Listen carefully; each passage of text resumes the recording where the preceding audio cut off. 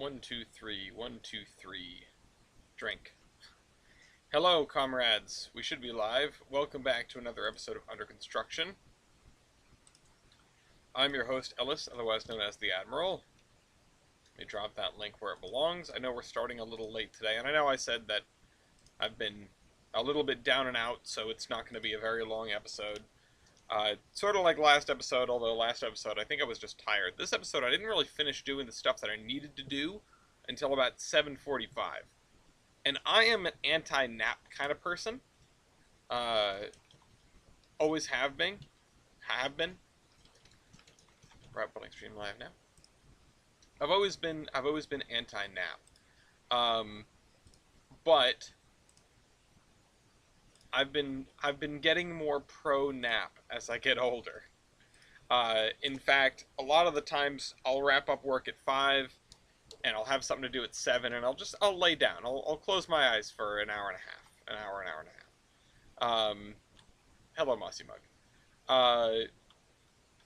Mossy Mug, I need to book my train tickets for the coming weekend. Not this weekend, but you know. It's been on my mind. I'm just kind of waiting to get paid. Wedding stuff is expensive. It's taking all my cash. Pro tip, don't get married. Unless you really like the person, and then maybe. Thought it was this weekend? No, it's the 20... is it this coming weekend? No, it's... Hold on. Today's the 11th. Isn't the charter on the 20-something?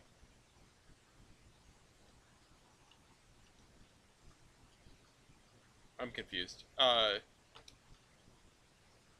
Party maturing is realizing nap time is necessary. Yeah, that's why they give it to kids. You don't know what you know. You never had it so good. You don't know what you're missing until you leave kindergarten. Me, I never left. I never passed. They flunked me right out of kindergarten. I barely made it through preschool.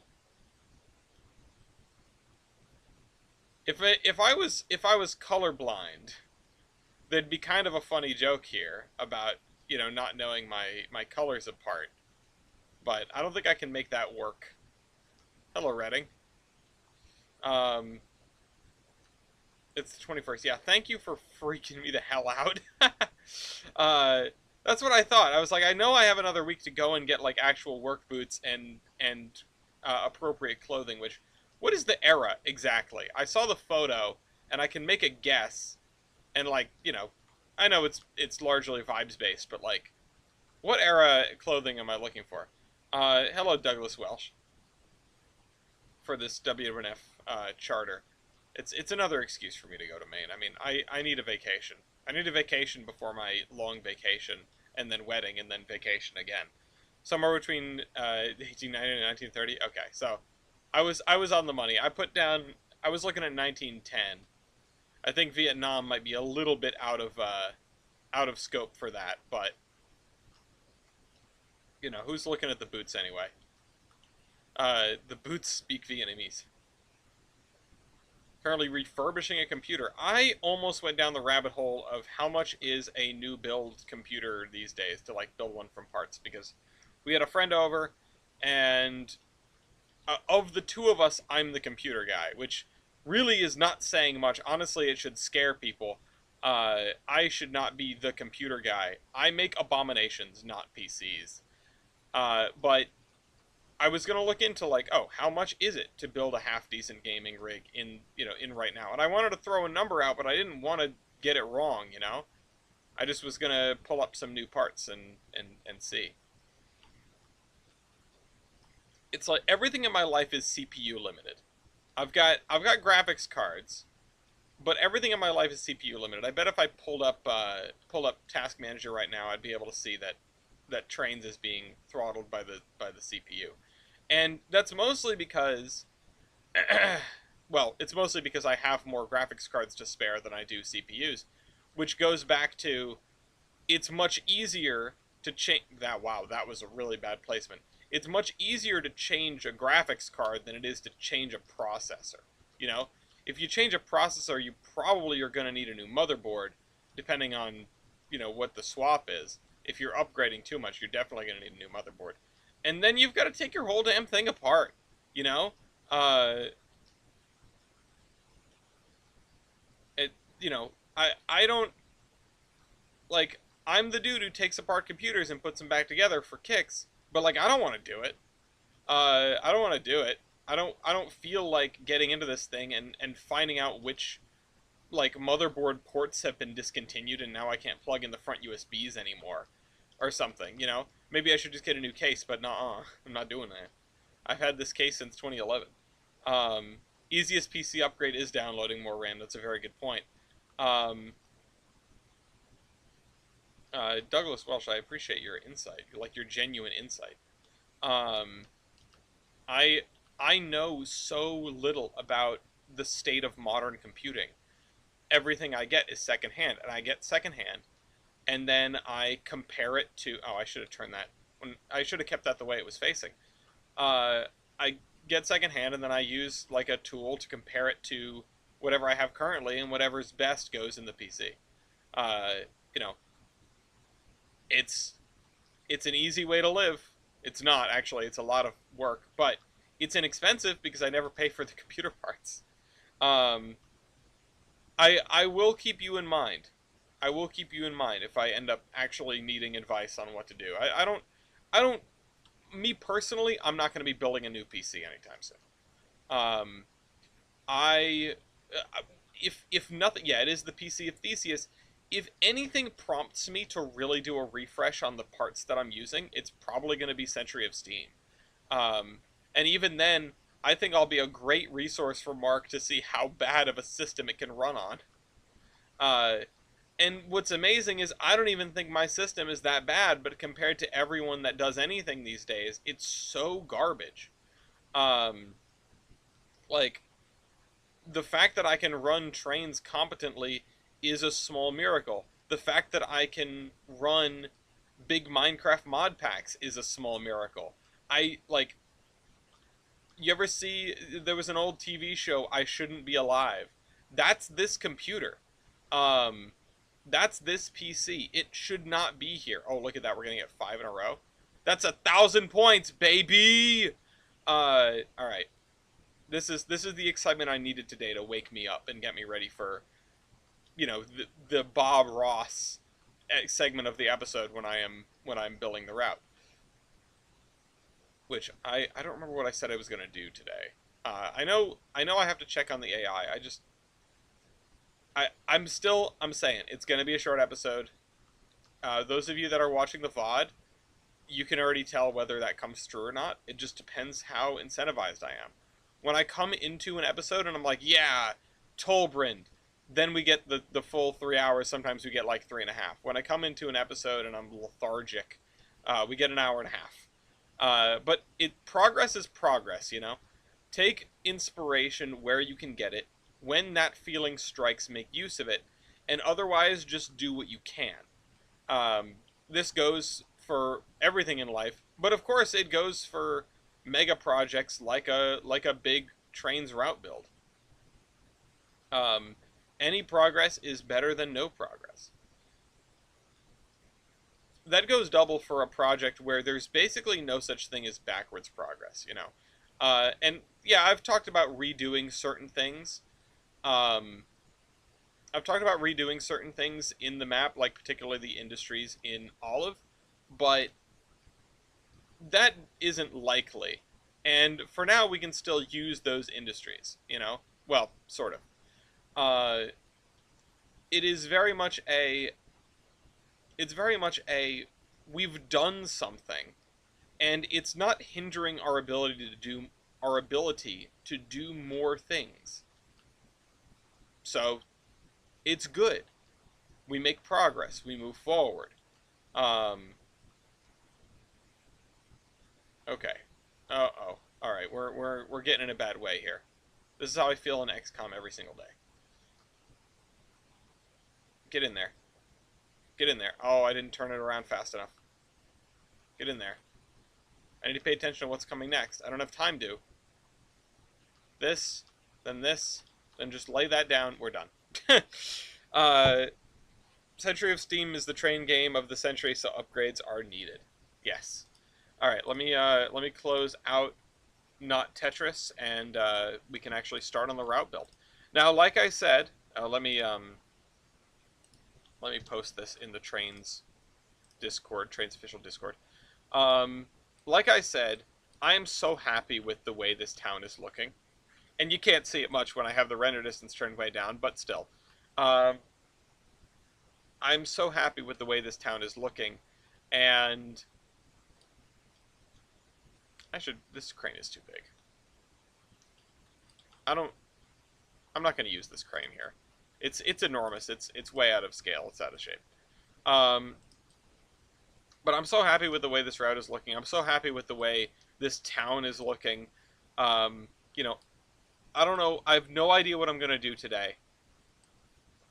We filled in this triangle, and I'm happy with that. We were working over here.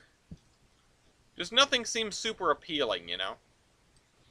We were working over here, which this area, yeah, we can get some work done over here. I mean, this area is just probably going to be dirt. So let me grab some kind of dirt. I also don't have a soda today, sadly. I just have water. I have half a cup of water. So I'm going to grab this dirt and leaves, and I'm going to finish what we were doing over here. I saw that red. I thought that was a giant error sign, like I'm in Gary's mod. I can't remember the last time I booted up Gary's mod. I'm sure Steam will tell me, but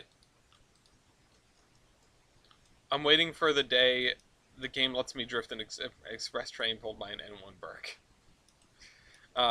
We're gonna have some wonderful multi-track drifting, I'm sure.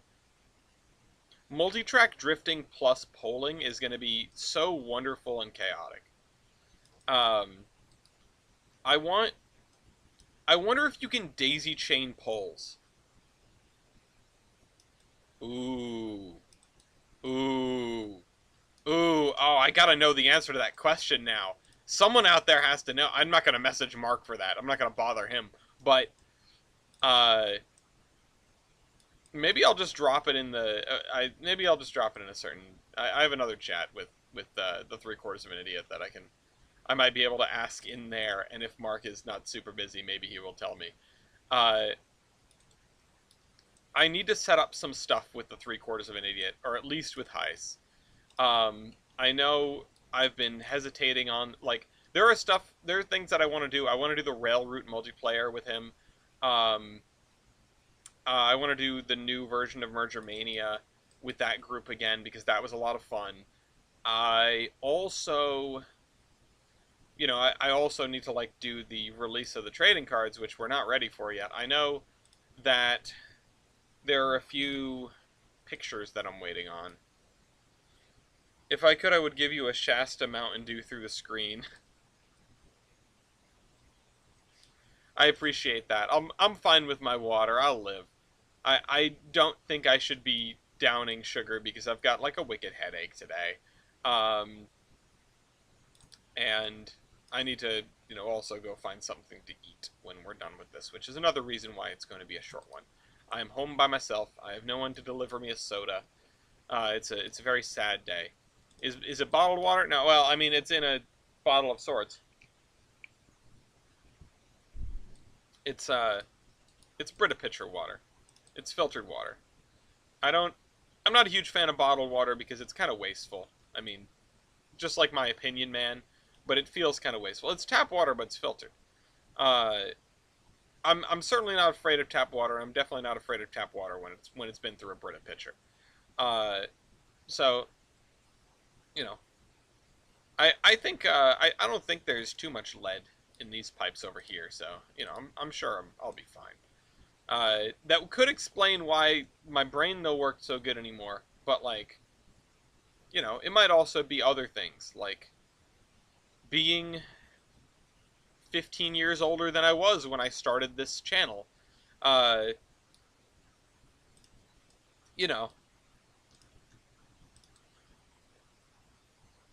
a fan of tap water in any capacity. I think I wouldn't, I'm not going to judge you for it, of course, but, like, it's worth getting over that. It's worth getting over that stigma because most of the time, like if you get water in a restaurant, you're almost certainly getting tap water. If you get water at a bar, you're almost certainly getting tap water. Like, uh, and tap water comes in all shapes and sizes and flavors. I mean, you've got people that have well water, you've got people that have city water of different strokes. You know, it's tap water is such a huge thing, and ultimately,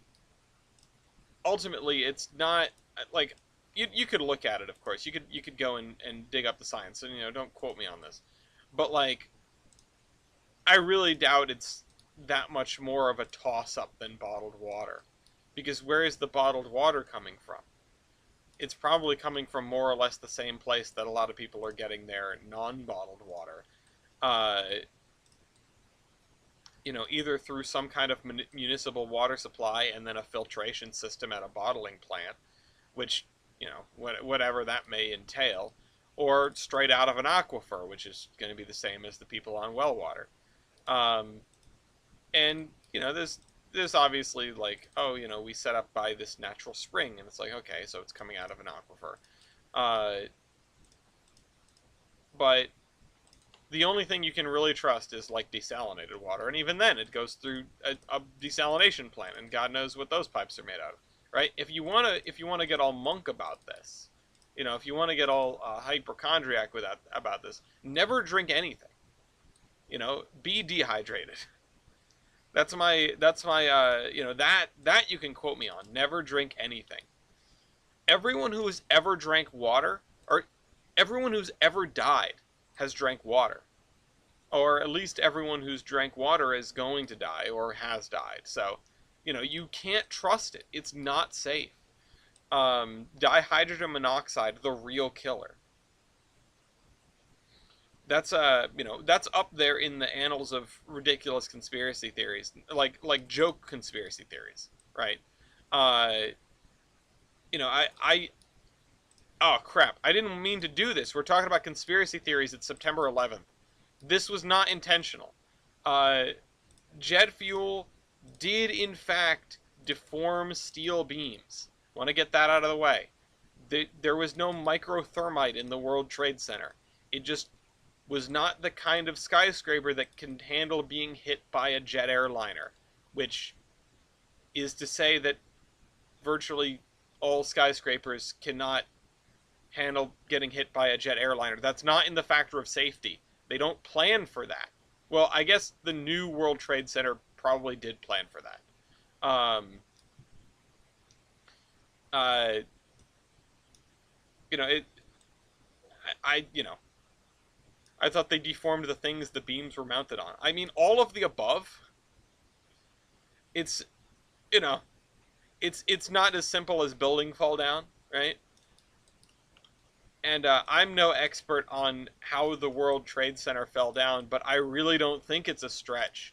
I don't think it's the stretch that a lot of people, well, a lot of crazy people make it out to be, that like the buildings fell down because somebody flew a plane into it.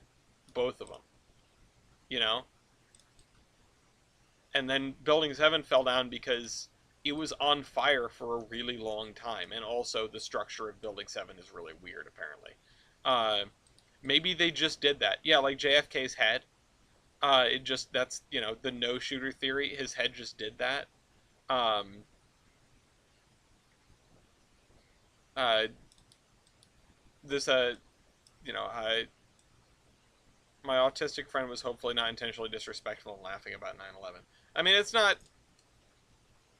never forget, right? I mean, there are plenty of 9/11 jokes floating around. It's kind of the go-to, like, dark joke, uh, is something, Mr. President, a second blankety blank has hit the towers. And, like, I'm not innocent of making that joke. It's not in good taste, obviously. If it's sobering to go to the 9/11 Memorial Museum in New York City. It's also an enormous museum. It is huge. It's like I think Gloria and I spent like an entire day there, and I still feel like we were rushing through a good chunk of it. It's it's crazy how much there is in that museum, and how I don't know the words to pull here. Like, it's amazing in a really bad way. It's incredible in the worst way. It's like, you know, you're looking at these like burned pages and twisted metal and like videos, so like I'm not gonna do a moment of silence because this is a live stream. Like, it's, you can just skip it, right? But like, actually, there's your moment of silence. What can one say about the you know the World Trade Center terrorist attack that hasn't been said before? Um, it's my grandfather what World Trade Center 7 was. He asked me, "How do you know about that?" It didn't really seem like he was joking. I mean, I feel like it's forgotten about, right? Like, three buildings collapsed, maybe more actually. If I'm, you know, I, three buildings fully collapsed. A bunch of buildings took a ton of damage. That's what'll happen. Um, and like, I don't want to ruminate on 9/11 for this whole show. I, God knows the world's depressing enough. I don't need to add to it. But like, sorry, I've been looking for a hedge. Uh, here's a hedge. No, I want a bigger hedge than that. Oh, you know what? We'll use the one from the maze over here. Yeah, biblically awesome. Like, awesome in the biblical sense. Because, I mean, be careful, because biblically awesome, like saying something is, you know, biblically blank. Wow, that's a tongue twister for no good reason.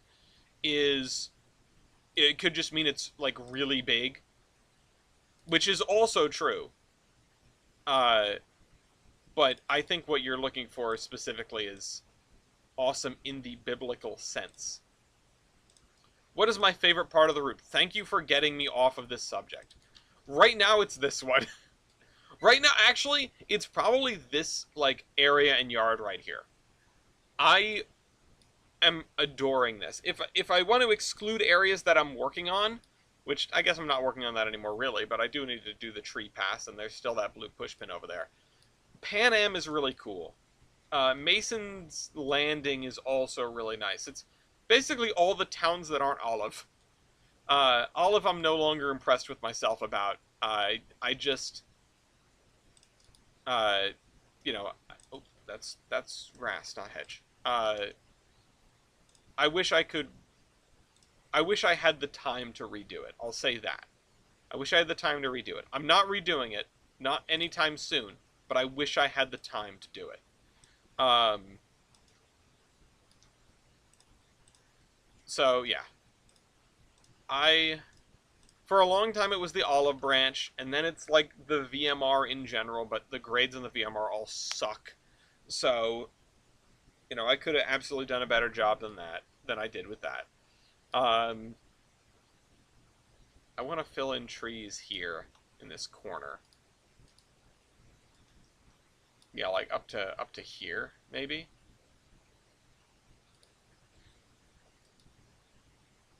Or maybe up to like here. Let's mark this out.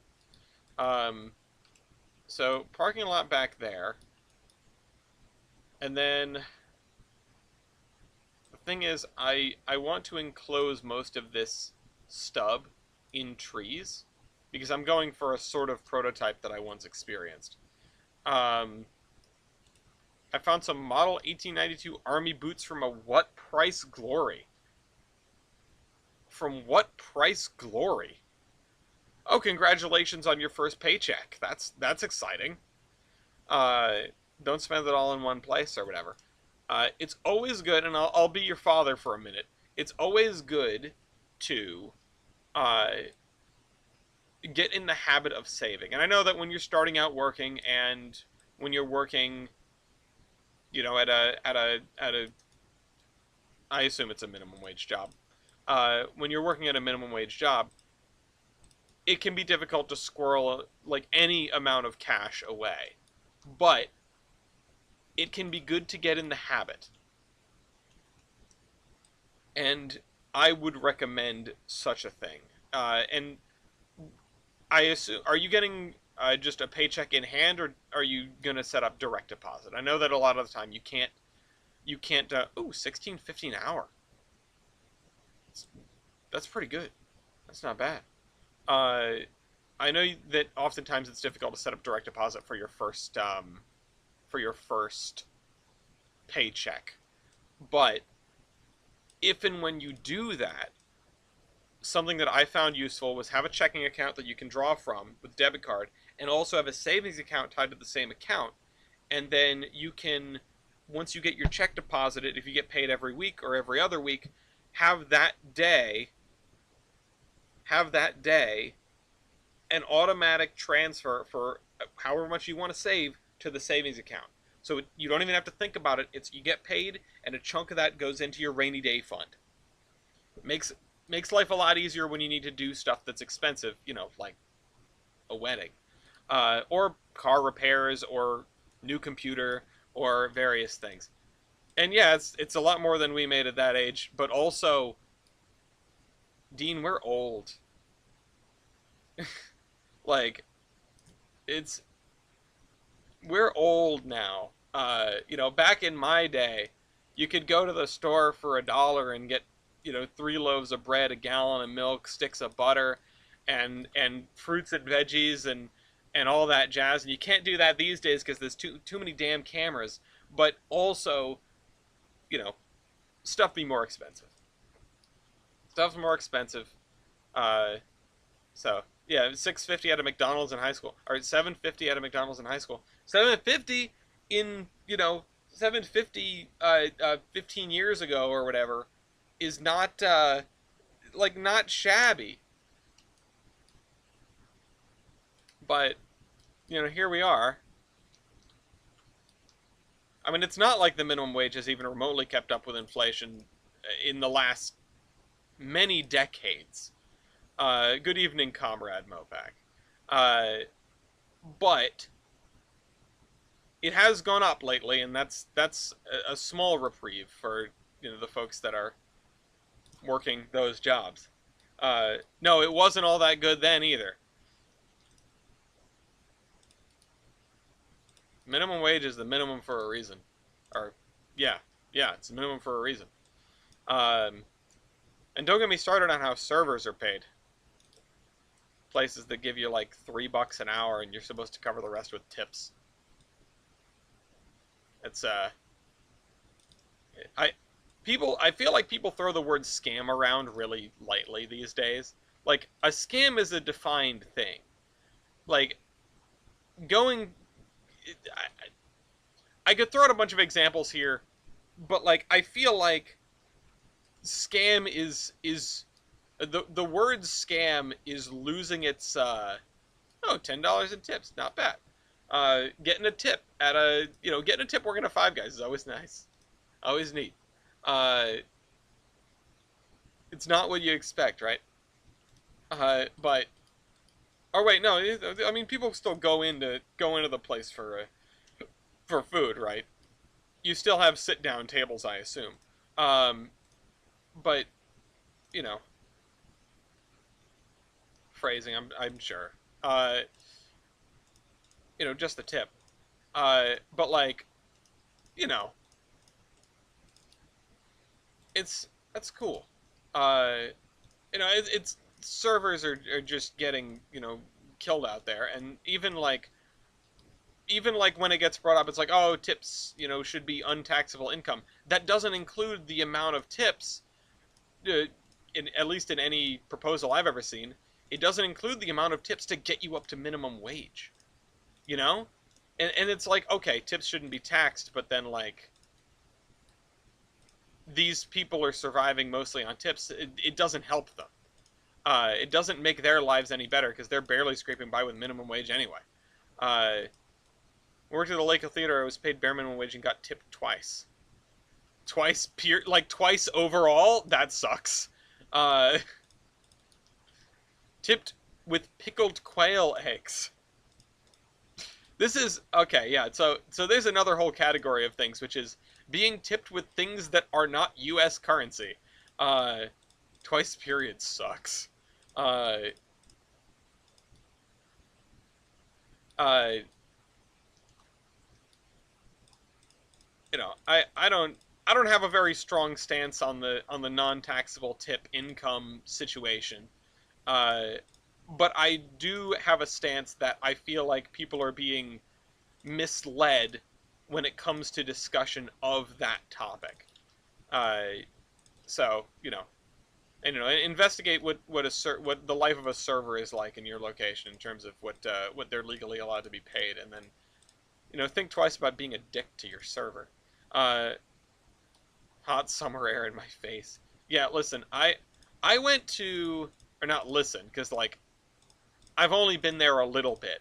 I did work at the cafe at the Carousel for a little while I was a kid, but I don't really have those kind of like miserable memories. Um, Partially because I'm not in Tennessee and the summers aren't, or at least weren't, as miserable. Uh, but at the same time, because I was a kid and I worked like 5 hours a week, and I really enjoyed dicking around at the Carousel with the Rocky Point veterans and like the best boss ever. And oh man, I wish Gloria was here because now I'm talking about this. And of course, the cute girls who came up to the cafe and thought I was cute, and then found me years later, and now I'm going to marry. Uh, I said girls plural there. There's only one. I've been tipped a few times with USD, and I'm not in service or hospitality. Well, I actually thought that was Mossy Mug that I'd written that, and I thought, wow, that's weird. You don't get tipped in consulting. No, like when the air conditioner repairman shows up, especially if it's a really crappy day, or I know that or they did a really good job, or they were really, whatever. When the furnace guy shows up, I might throw him a tip. You know, like I know it's their job, but like if you're making my life easier, honestly, I should have tipped the guy who came to fix my furnace as many times as he did, because he taught me how to do it, and now I didn't. I was able to stop calling him. Um, I actually haven't even ordered oil from that place in a while because they were less expensive, or they were more expensive than some other local oil places. Uh, you've been tipped off? Tipped off to what? What, somebody coming after you? Um, the guy gave $100 last Sunday, and I was so shocked that I wasn't sure how to give him $80 back. And yes, people come in to eat. I work in downtown Boise, Idaho. Working downtown Boise, Idaho. People want to sit down. That's fair. I don't. Oh, ticked off. Uh, I've been tipped off to some things before too, but they weren't things that I should be discussing here. Anyway, um, I I don't know why. I just assumed that you were not in a downtown. I don't know why. It's just like a Five Guys thing, right? Like I haven't seen a chain burger place like that in the middle of a downtown in recent memory. You know, outside of like being in a train station. Uh, so when I think downtown eats, I think like, oh, some local joint that the office workers go into. And when I think Five Guys, I think strip mall parking lot. Like yeah, strip mall parking lot, like a standalone building in a strip mall parking lot. No, I mean I didn't think that Idaho was all fields. I just thought that Five Guys were out there and not, we're in the burbs and not downtown. That's my problem. It's not a misconception about Idaho. Um, when I think of Five Guys, I think of burger. Well, that's good. Uh,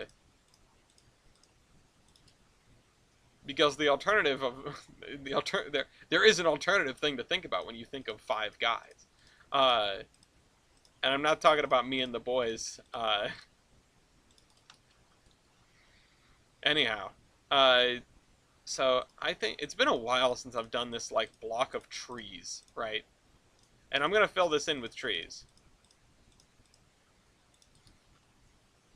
All right, yeah, having that kind of like having that kind of job is a formative experience that I think everyone should have because it kind of, you know, it goes a long way to treat someone to teach someone not to like treat their waitress like a dick. You know, like I think I think that's important. I think we could all do to just like be more chill, right? Five guys all at once. Yeah, exactly. Special to the people who are giving us our food. Otherwise, you know, otherwise you're gonna ask for a bottled water and you're gonna get tap water. I had some kids come in and ask, "Can I get a cheeseburger for my hamburger, please?" And then they left.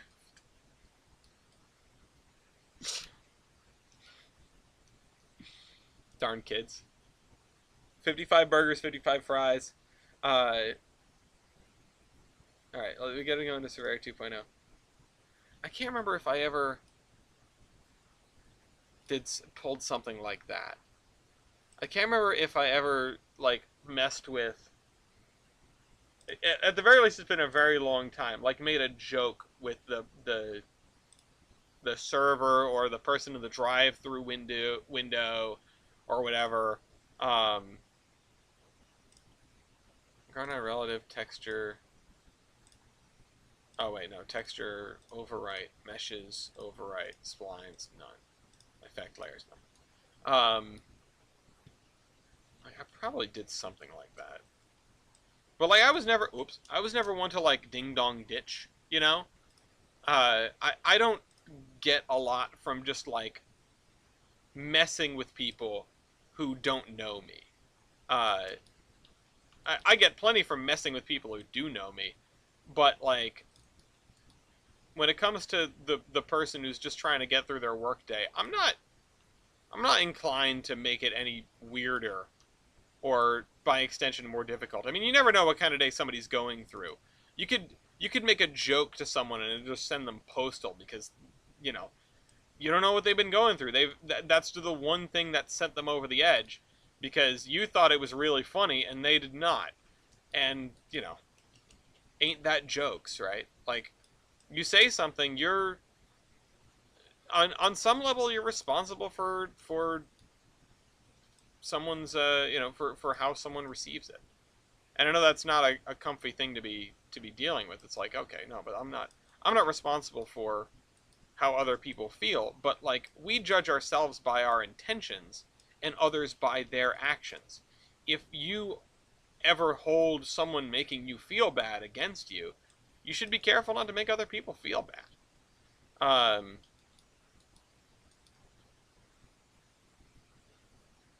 We had someone order a milkshake and they never picked it up, and it was during the rush, and people kept laughing the more I called the order number disrespectful. Uh, laughing the more you called the order number, comma, disrespectful. As in you were calling it out to the people in the establishment and people were cracking up. I mean, that's one of those things, right? Like, don't take it personally, which is just like thoughts for life from Adam Savage. But like, don't if there is a if there's an alternative explanation to somebody to hey that person's laughing at me, use that instead. You know, uh, be your own guiding, be your own. Well, it could be because odds are like if I was in a restaurant and the same order number kept getting called over and over and over again, I would probably be cracking up too, because you know, I'm not laughing at the poor sap who's got to call the order over and over again. I'm laughing at the fact that somebody ordered something and then dipped, you know? Uh, like their loss. And by the same token, you got to find entertainment where you can. I should put something down here. Oh, it was twice? Oh, you said the more you call the order number. Twice is a normal amount to call the order number. I don't know what people found funny then, because that's a normal amount to call an order that the person has not showed up to receive. I'm pretty sure I've seen people, I've witnessed people get their order called more times than that when I'm just at the train station at the cafe. Which I'll caveat my like seeing chain restaurants in train stations. The smaller the train station gets, maybe the less chance of seeing a chain restaurant. Like Providence Station's not very large. Providence Station's square footage, I don't know if it's smaller than Back Bay or not. Obviously, it handles far fewer trains because it handles all the trains that go through Back Bay, and then Back Bay handles other trains. But it's it's. Oh, you know what? I need to extend this way if I'm gonna put a parking lot in the back. The point I'm getting at here is Providence Station does not have a chain restaurant in it.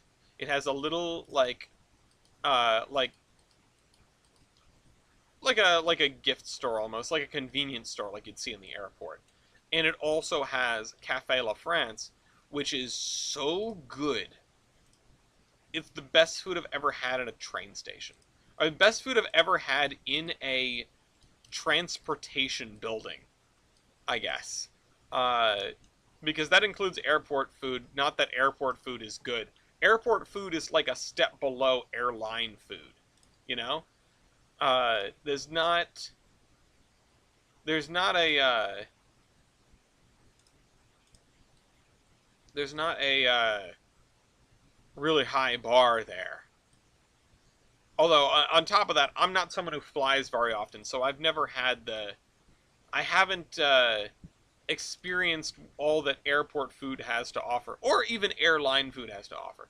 To be completely honest, the one time I did take a long flight, like a flight long enough to get meals, like proper meals, I wasn't disappointed. I mean, I had set my expectations, right? Like, I knew that I was going to be eating something that was, in theory, disappointing. But I had set my expectations. I got that food and I was like, oh, okay. Like, yeah, this food is okay. I try to do that with everything. I think, here's more life wisdom, right? Uh, life wisdom, number one is save early and save often. Life wisdom number two is work a minimum wage job and be nice to the people who do. Um, or, a customer facing job like that. It's not retail, food service. Retail, food service, any of that stuff. Just something like that. It builds character. And the third thing, set your expectations accordingly.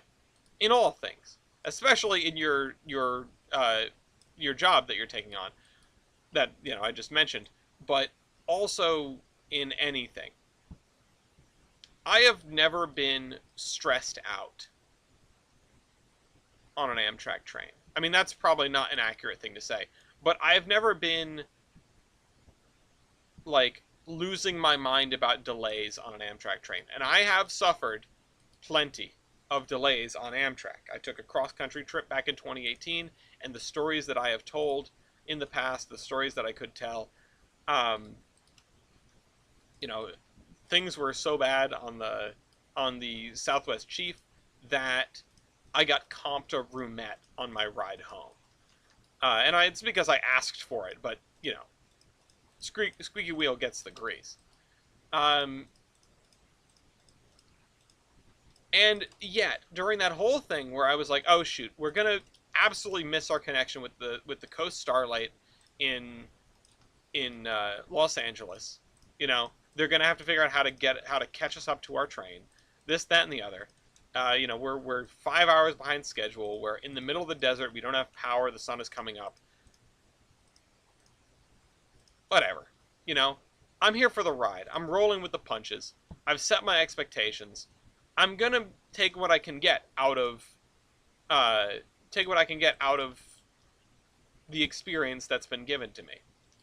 The person who worries suffers twice. Like, take what you can get. So, that's always been my thing with travel. Roll with the punches. Don't panic. Amtrak, of course, but there's certainly no shortage of really awful stories relating to traveling by plane. And of course, traveling by car was something that we do all the time and that people die doing every single day. And also that, hold on, I need a different grasp line for this. Also that leads to some incredible stories because it's the one, it's the one kind of trip like that where you're responsible for your own conveyance. If your train breaks down, that's not on you, right? Like you don't have to pay to fix that. You might have to shift your plans around. If they cancel your flight and you have to get another one, maybe you might have to pay or if you miss your flight and you have to find another one, you're gonna have to pay for a new ticket. But like, if you're in the middle of to come back to it, Idaho, right? In the middle of all those potato fields, and your car breaks down. Well, now you're in the middle of nowhere without a method of getting out of the middle of nowhere. And on top of that, your car is broken down. So, you can call Click and Clack and hope they can explain to you how to fix your stuff and get home. You can flag down somebody on the side of the road. In the modern era, you can call an Uber, right? You can call someone to come and get you. But in the era before, in the era before Uber, you could get a taxi, but in the era before cell phones, you were SOL. You start walking, right?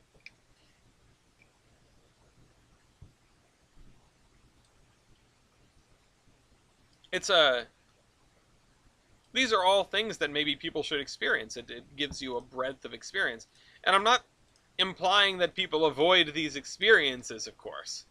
And I'm also not saying that everyone should try breaking down in the middle of Idaho. That's not the gist of this conversation. Like, don't intentionally get yourself into trouble. But experiencing a situation, I won't call it hardship because hardship could mean something completely different. Where you come out of it unscathed, and that's an important part.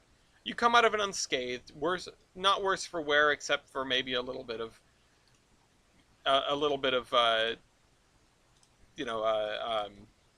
stress around getting yourself out of the trouble, but really you were never in danger.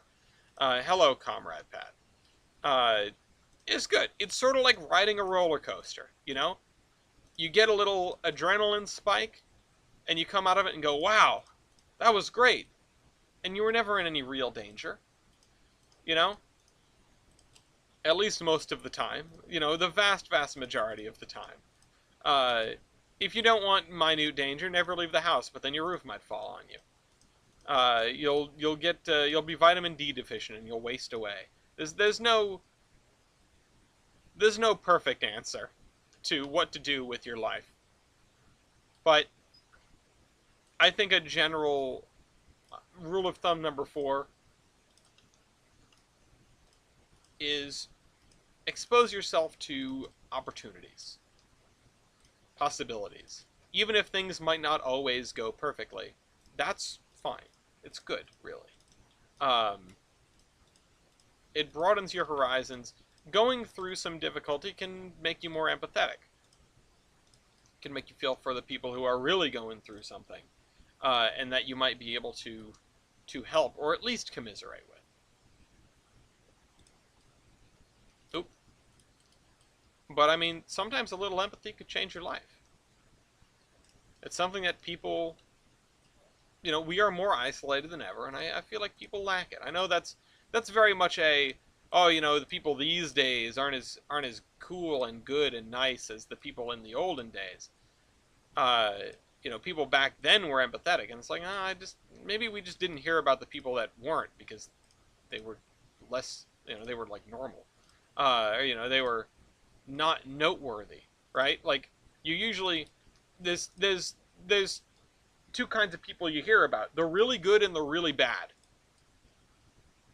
right? Like you hear about the monsters of the world, the people that all the way from serial killers to brutal dictators, uh, the people that have done real nasty things, and are remembered for it.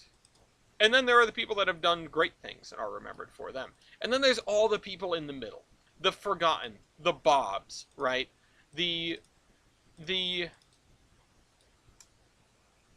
less than history book noteworthy. And that's like 99% of people, maybe even more than that. There's no small amount of people that have done incredible things in their own lives, but don't get don't get recognition until the end of time, because there are a lot of people. And I think that what's the saying about you die twice? One when when your heart stops beating, and the other when your name is said for the last time, when people forget about you. We have no idea how many people we've forgotten. Not a clue. And that's why people talk about not letting grief consume you, but not letting go of it either, because crushing the memory of somebody because you can't stand it is the first step to forgetting them. And that's what you do when you've had a really bad end to a relationship, right? But it's not what you do when you've lost someone near and dear to you. At least it doesn't help. You need to hang on to those memories because you can hang on to the good ones. Hang on to the good ones. Put up the picture of the family member you miss. It's okay to be sad about it. There's actually a great little speech about this in one of the newer Star Trek episodes. And it's it boils down to don't let death win. Death might take a person out of this world, but that doesn't mean they have to be forgotten.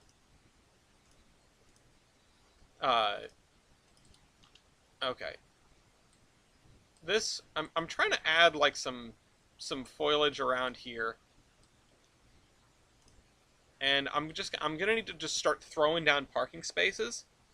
I don't know. I mean, I feel like I should put a sidewalk around the whole edge of this. I mean, it is classic strip mall behavior.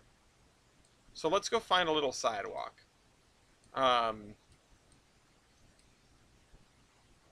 Or at least a very small curb. The fact that we're still on this side of this track just boggled my mind. And Mossy Mug, that means a lot to me. I try to do my best to find words of comfort, because we all need them. And sometimes life's full of a lot of ugly truths, but that doesn't mean there aren't a lot of pretty truths too. Everyone needs a reason to get up and go into tomorrow. The sun is going to rise tomorrow, with or without you. And on the one hand, that might make one feel insignificant, but really, it means that no matter what you're going through, tomorrow will come just the same. And you will get another chance at getting through it. If you can get through today, you will get to tomorrow. That's your reward. So,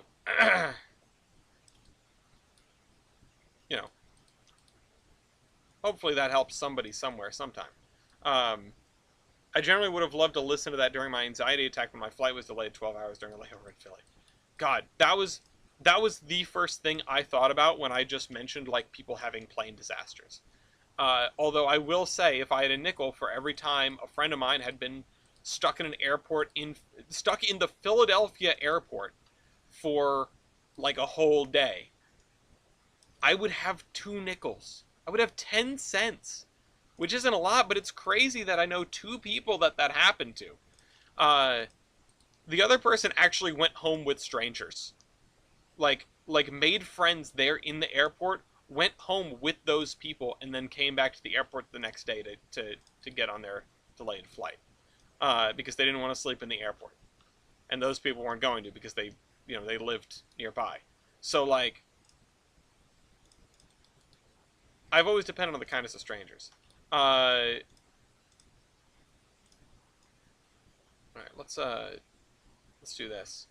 Yeah, I don't know what it is. It's not like there's a problem with the Philadelphia airport specifically. Like, it's not it's not Philly airport's fault that you got royally screwed over by an airline. Like, that could have happened at any airport, but it's happened there twice now to people I know, uh, which is ridiculous. It makes me not want to fly, honestly. Like at least when your train is delayed, you're still on the train, right? And I know that you could totally flip this on its head and say that, well, when your plane is delayed, you can leave, right? Like, you can leave the building and go somewhere else, if you really want to. There's nothing keeping you in the airport, whereas you have to stay on the train, probably because you're in the middle of nowhere. Um, and like, yeah, but there's something extra hopeless about, oh, your transportation isn't here, and we don't know when it's going to show up. We don't, like, it's like, yeah, it's not necessarily worse than, yeah, the train is over there somewhere and we don't know when it's going to show up. But like, at least the tracks lead to you when you're waiting at a train station. Like, the train, it's got to come this way. At some point, it's got to come this way. The plane might never come this way. The sky is really big. There's a lot of space. There's ways you can go in the sky that you absolutely cannot on the ground. Like, even when you're waiting for a bus, right? Like, it's like the bus is supposed to come down this road. So, where is it? Um, and the plane, like, I'm sorry, I know a lot of people will track the planes, but like, I'm not doing that. I don't know where the plane that I'm getting on is coming from. I don't know what it just was doing. I don't know what city it was in previously. Uh, it's just out there in the sky somewhere. We're getting deep on this episode of the Zombie Train. I mean, under construction. Yeah, well, it's a deep kind of day. I've got to keep myself going with this because I cannot, for the life of me, keep myself. Oh, look at that! I've got the white single stripe. Give me that. I cannot, for the life of me, keep myself going with just like, and we're gonna paint the little trees over here. Not today. I can't do it today. Today has been so much. Uh, so like, you know, uh, I just like, it, all of this energy to yammer has got to come out some way, somehow. And I don't want to talk about the actual spicy stuff, so this works much better. Uh, did you hear that Rudolph was killed by a Boeing 747, a flock of seagulls over the Iberian Peninsula?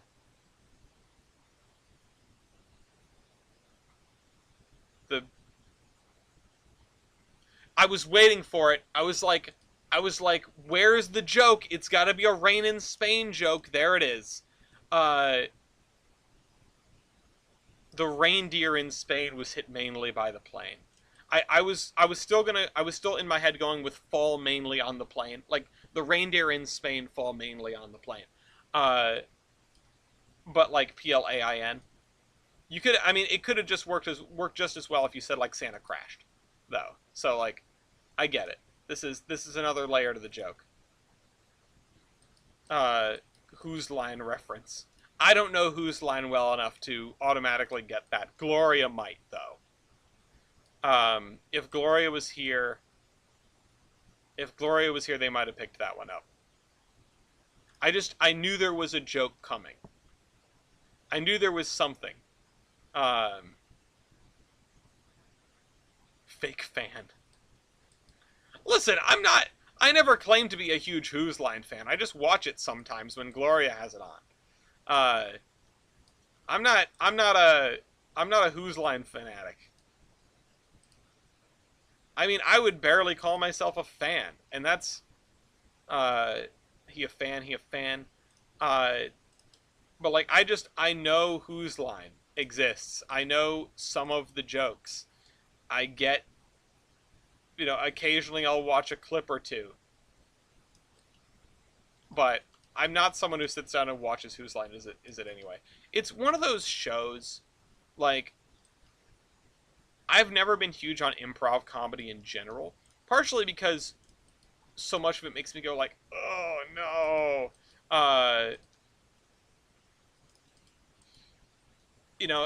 I can't do sitcoms in the same way. I can't watch The Office without cringing to death. And that's really saying something because I watched The Office when it was airing. Um, but like,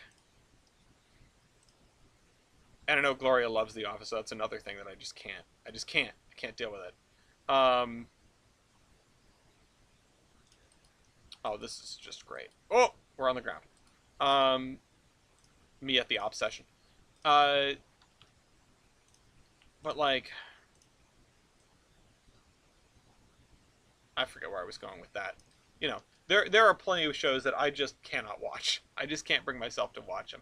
Also, we're gonna do 2.4 meters for this because I'm gonna put grass on the inside and I want to cover the edges a little bit. Um, I used to think Borat was really funny. Then I watched it when I was older and I was just cringing the entire time. Yeah, Borat's another one. Borat's another one. I've never watched all the way through that, and I don't think I could do it.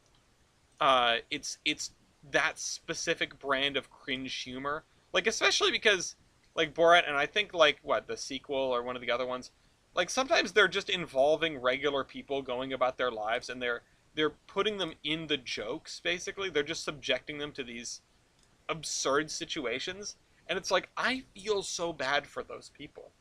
And I know that's part of the appeal, right? But maybe those 5 hours a week were too many hours in a minimum wage job, and I'm just too empathetic now. I'm too empathetic. I can't watch it. Uh, Obviously, I am not too empathetic. I'm not gonna sit here and act like I'm like, oh, what was that? What was that thing? The sin of empathy, which is one of the most like ridiculous is not the word I want to use here. Like it's genuinely infuriating to hear somebody call empathy a sin. Like, and I'm not even like Christian. I mean, I was raised Catholic, but still, just like that's like the most important thing you can do for your fellow person. That's what not sinning is all about. Like putting yourself second to someone else's something. It comes back to the your responsibility for how you make people feel. You know? It's like, yeah, someone has a responsibility to not overreact, I suppose, but everyone's line is different. And you have a responsibility to, when you overstep, go, hey, I'm sorry. You know? Doesn't need to be no big thing, as the kids used to say. Nobody says that anymore. That's probably a 90s thing. I was not one of those kids. I missed that one. Um, yeah, Borat and what is the show they're coming out with that's like, oh, from the creators of The Office? Uh, it's, sorry, I just need to stretch. I've been sitting in chairs all day. When you get that like good stretch, that like, yeah. That sort of thing. I love when I get now I hurt both my shoulders doing that. I get that, and then sometimes I see the dog and the cat. I see the dog do the vibrating stretch. I just stretch so hard, both of my hands are tingling, like falling asleep.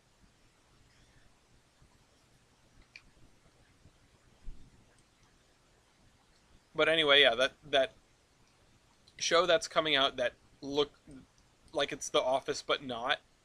And somebody said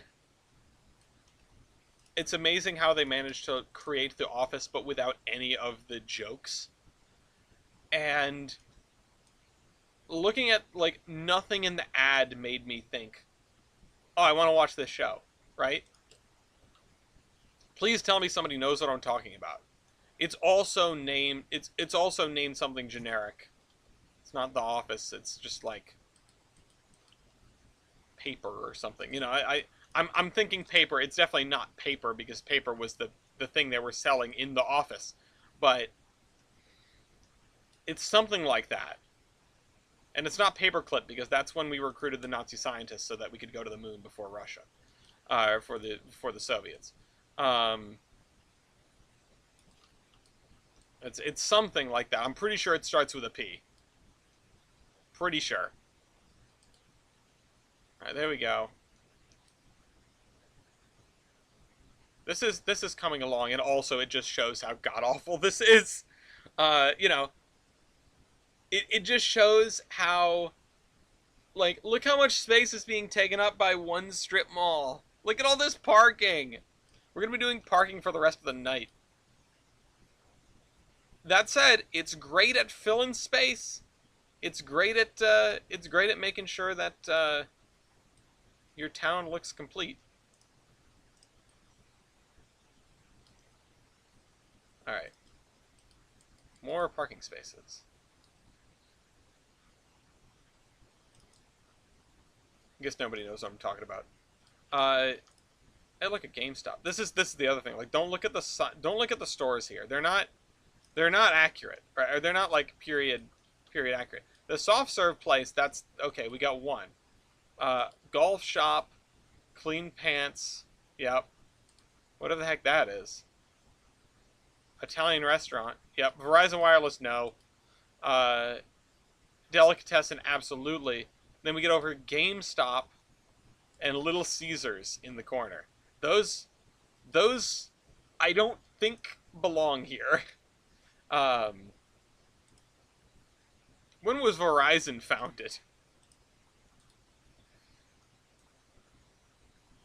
Okay, so let's leave some space in here.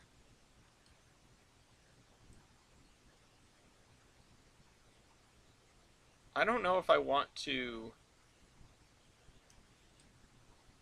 Yeah, you know what? Let's just do this. Let's make life easier. I mean, I think on a. Oops. I think in an actual strip mall, um,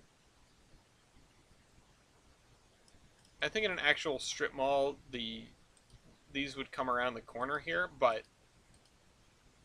it probably depends on the design. Depends on the design, and it depends on how much space is available.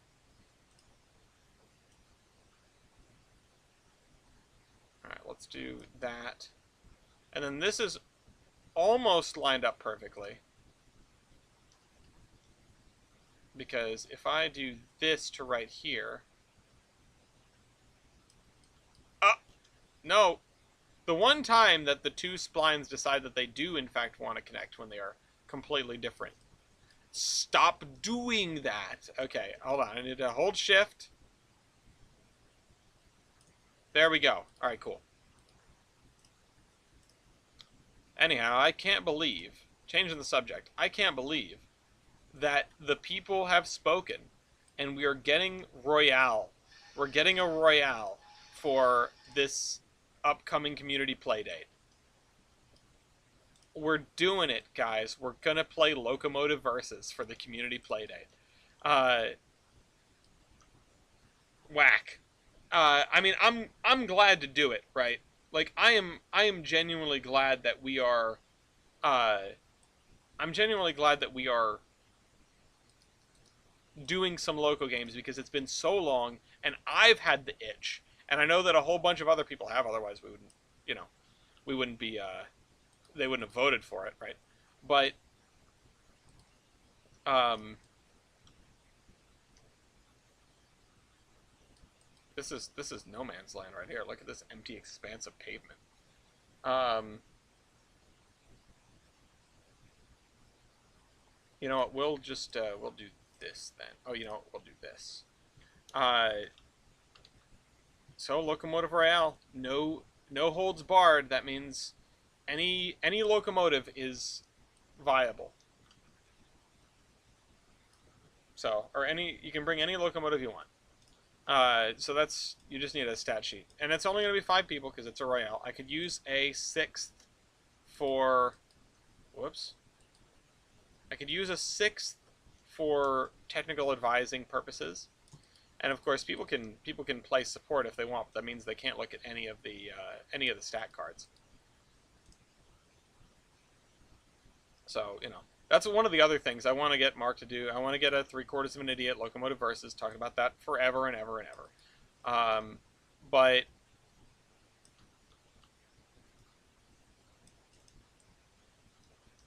okay, let's add a insert spline point there. Nope, straighten spline. Give me that. Straighten spline. I want these corners to be kind of tight because they usually would be. Yeah, okay. Scoot this over here. I want to try to make these corners identical because they usually would be. Yeah, whatever. Close enough. And then we will go back to Surveyor Classic. And the first thing we can do is we can actually grab that spline right there, the white single line, and we can delineate these guys.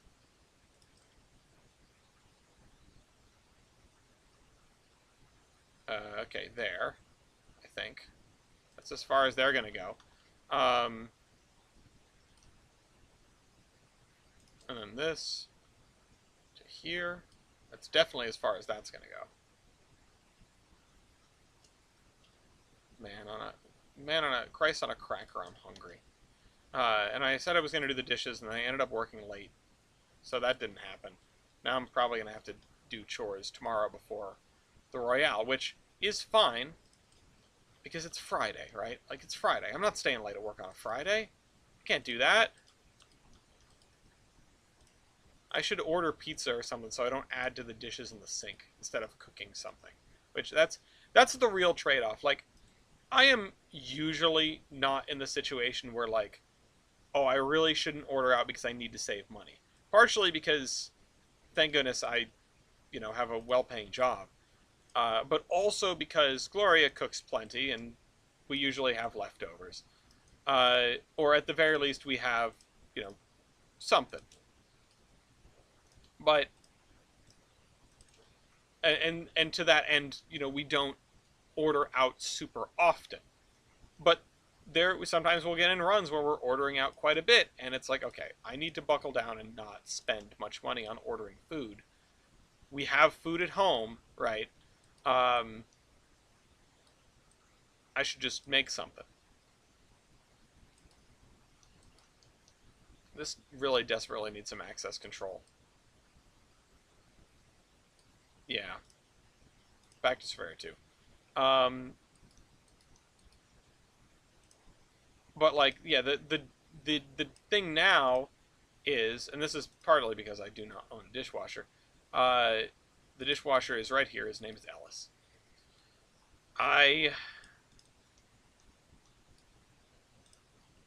The thing that gets me is, okay, I want to not order out to save money, but if I order in, then I need to clean those dishes. Or, order in. If we cook, then I need to clean those dishes. And I don't want to do that either. So now I'm between a rock and a hard place.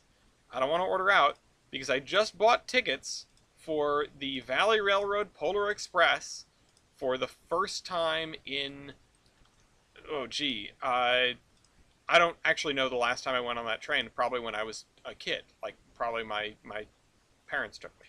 I don't know a dishwasher just because there isn't one in the house. The way the kitchen is set up, I don't know if I would want to lose that counter space, or sorry, that cabinet space in exchange for a dishwasher. I mean, washing the dishes takes, 20, 30 minutes a week. It's not an outrageously long chore. It's just not a lot of fun, and I've I have sliced my thumb open once because I broke a glass that I was trying to wash. Um, so I've got a little bit of trauma, but it's not the worst thing in the world.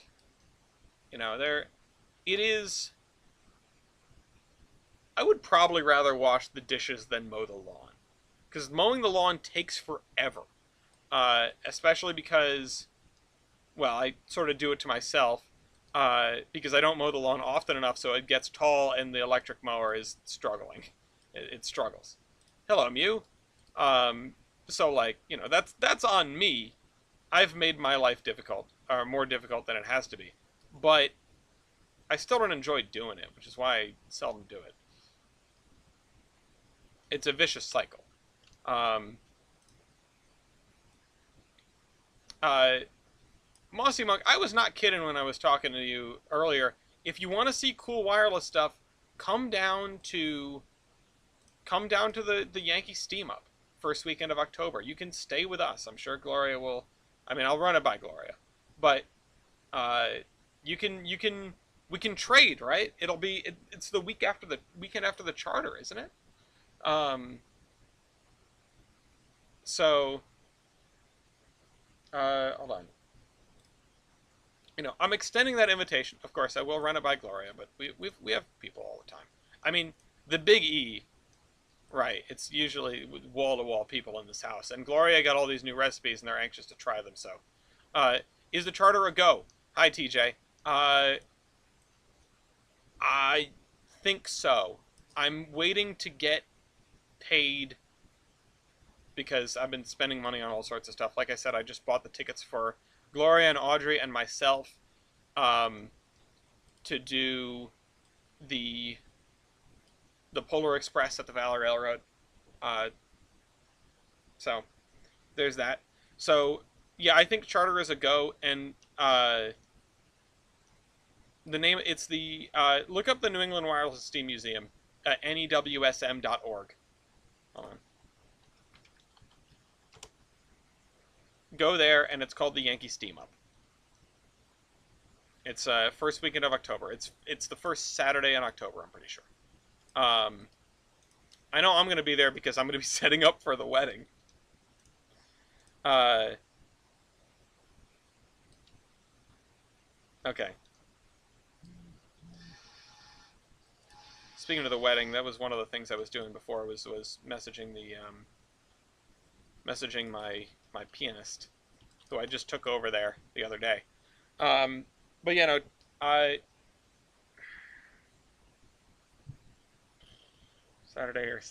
Saturday or Sunday to get together with UTJ and do everything we have to do, and then plan this charter trip, and I'll get the tickets. Um, they're pretty inexpensive. I just like I said, I just want to get paid first.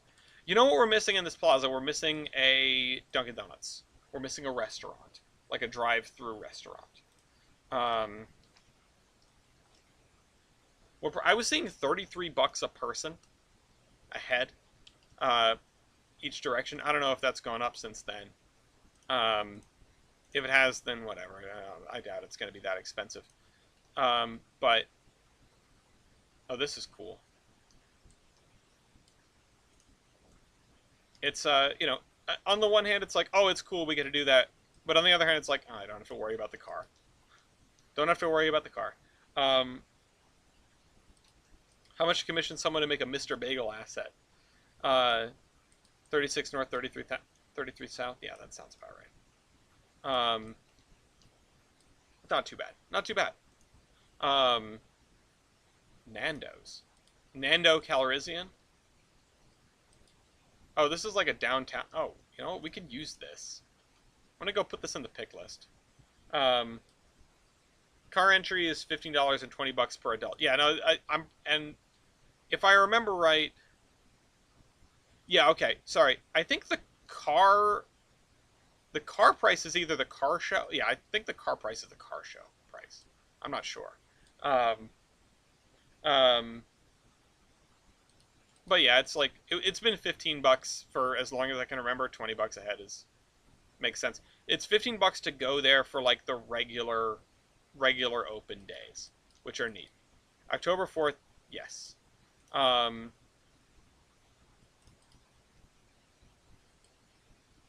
oh, you know what? Do we make Brent? Is it Brentwood, the area in Pennsylvania that's just like all like the entire town is one massive strip mall? Uh, is that Brentwood? That's what should go here. Um,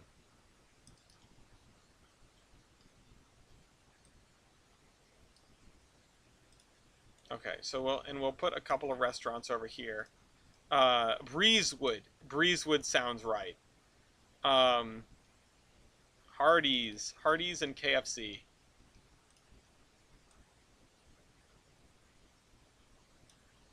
That's what we need.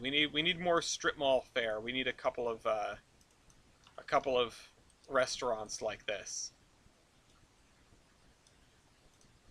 I remember I accidentally the first time I went to Breezewood, it was by accident. The first and I think only time I've been through there, um, has been by accident, and it's just like it's surreal.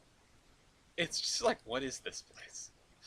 It just feels like a highway rest stop that goes on forever.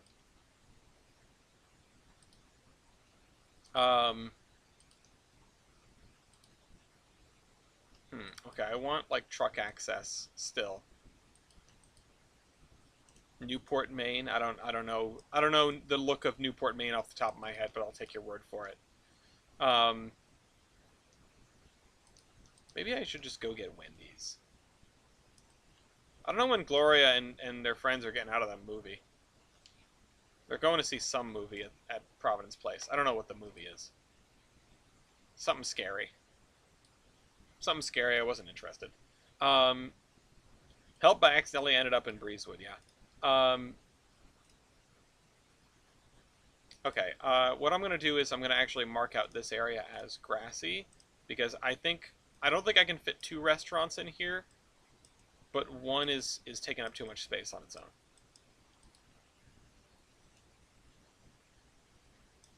Pave the world. Now let's fix that just a little bit. Okay. Grassy knoll. No, we already did all the conspiracy talk earlier. We're done. We're done with that. Go watch Lamino's. Go watch Lamino's Inside the Book Depository video, and then get back to me. Honestly, I just wanted to plug that. I just wanted to plug that video because it's so damn good. Grass in this Robert Moses ordained land. Oh God. Um, yeah. So good old parking minimums. I'm also running out of voice. I don't know why. I didn't do that much talking today. I was like wall-to-wall meetings for a chunk of today, but I did not do much talking. I just did some listening. I was also working on spreadsheets, so I was not actually doing that much listening, but I was there. I was present in the meeting. And sometimes that's all you can ask for. Or at least it's all my boss can ask for because I'm busy, damn it. My boss wasn't even in today. I don't know what he was up to. Alright, let's we can square off the backside of these.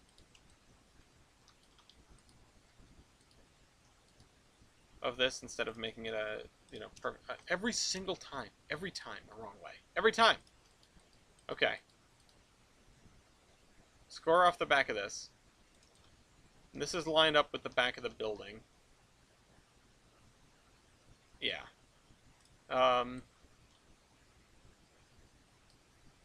Oh, you know what actually I want to do? I want to do some actual, like, traffic engineering here.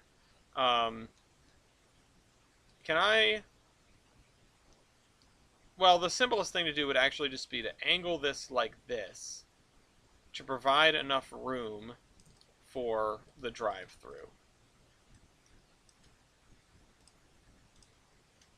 Oh, I got it the right way around. Impossible.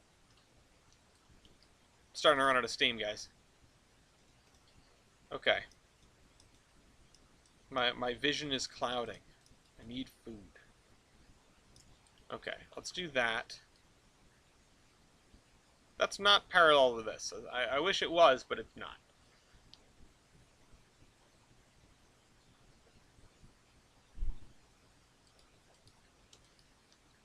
The real cheap trick is if I order food for myself before Gloria gets home.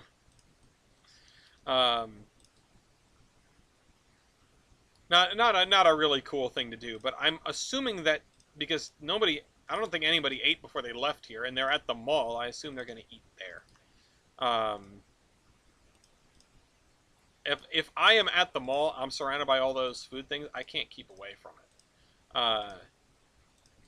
So, you know, I have a, like, I go after Johnny Rockets. I love me some Johnny Rockets. Mostly just for the milkshakes, though. The hamburgers are acceptable. That's another one. That's an airport food kind of thing for me now. Like, the Johnny Rockets that are no longer in the airports, like, it's really tough to find them, I think. At least for me. But if I'm in an airport and there's a Johnny Rockets, I'll probably get Johnny Rockets. Okay.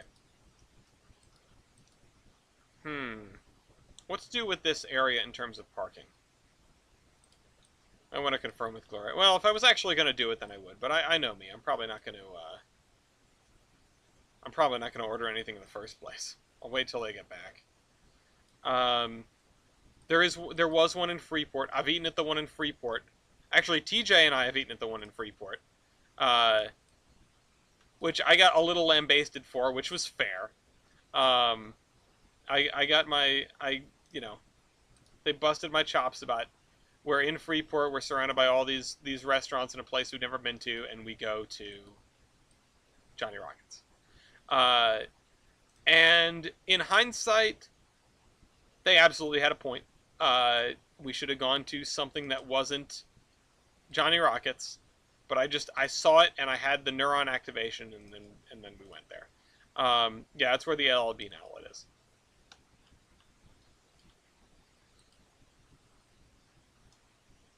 All right.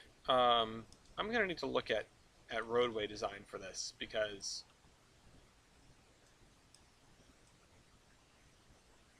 it's all overpriced seafood down there. Anyway, I can't remember where did I eat? Actually, no, that's right. The place to eat in Freeport is there's a deli just outside of town. There is a deli just outside of town, and it is great. Yeah, the pizza place. Yeah, Freeport. No, Freeport.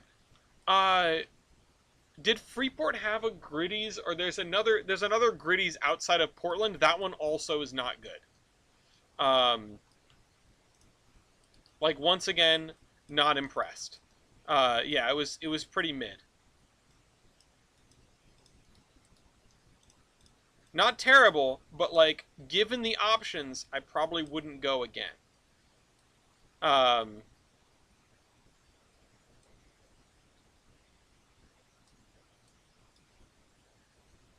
yeah, uh, this is what it's supposed to look like, right? Like this is what it's supposed to look like. Hello, Yankee Sandy. This is so. If anyone's ever, and I was gonna say this earlier, but I didn't want to. You know, I want no one to take this the wrong way. Obviously, uh, I love all of the great American cities, including the ones that I have not had the chance to visit yet. I am not somebody who is afraid of a downtown. Um, the view from Amtrak is always like, here, take a scenic tour of the worst places along the Boston-Washington corridor. Like the bad side of every city between DC and Boston. Uh, and it's almost comical. Uh, and it like the wrong side of the tracks is a saying for a reason, right? The back of every department store or abandoned warehouse, or uh, it's just like, this is behold, this is where we used to have industry, right? Like, it's the Cleveland song. Um, Connecticut section of the Northeast Corridor is the best section of the Northeast Corridor, honestly, in terms of aesthetics. And that's high praise coming from me. It's real high praise. I am not one to go out of my way to compliment Connecticut ever, because they don't deserve it. But the Northeast Corridor through Connecticut, whenever I'm riding the train to New York, which I will be shortly after the wedding, book tickets on the Avalia, really excited. Um,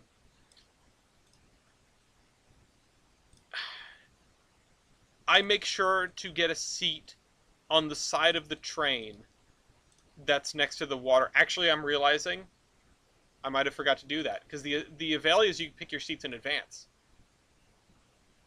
I want to see if I can do that. I should see if I can change it. I'm jealous that they have any steam locomotives. I think I picked the wrong side. I picked the wrong side for the Avalia. I wasn't even thinking about it. I was so excited about riding the damn thing, I forgot to do the thing that I meant to do. Like, I'm not used to picking my seats in advance. I'm not sure my tickets are changeable. I'll have to call Amtrak and see. Um, just another thing to do before the wedding. There's a symbol that indicates that the seat doesn't have a window. That's also a thing, yeah. I know that some of them are. I know that some, like the window pickings are a little bit slim on the Avalias.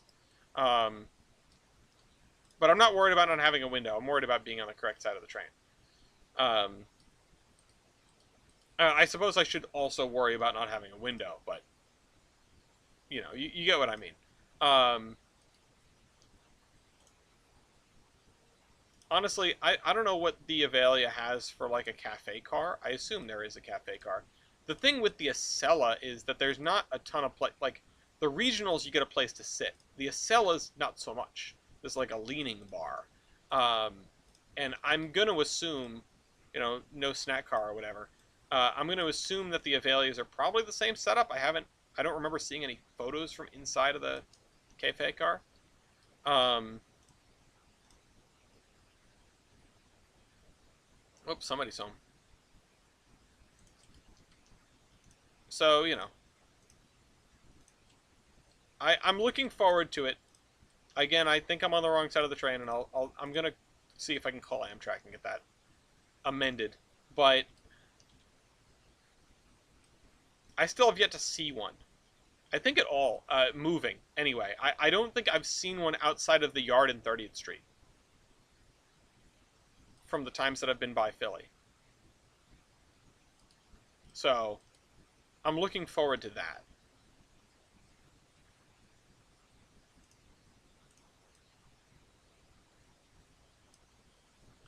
I'm not sure what to do with this building. I need to look at the way stuff like this might be set up. Or maybe I just need to sort of engineer it from first principles.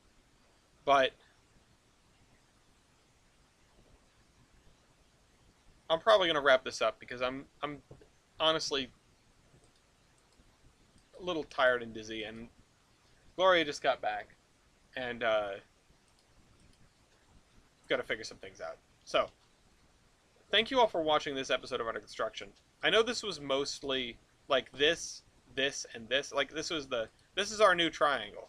It's just not at all shaped like a triangle. Wait, don't leave. Uh, and I have some other stuff to do, actually. Let me real quick throw down driveways for these two buildings before I forget. I want them to be asphalt driveways. Where are my asphalt driveways?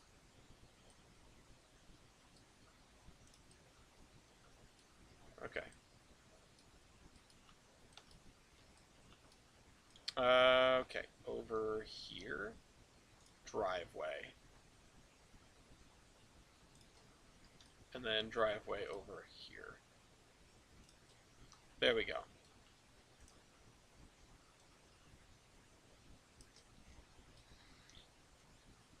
Alright, well, that's something. Oh, you know what? I didn't add a house for this. I didn't add a farmhouse. I should have put one over here. I need like a big one though. I need where's the one I'm thinking of? Not that one. These are all like the little British ones.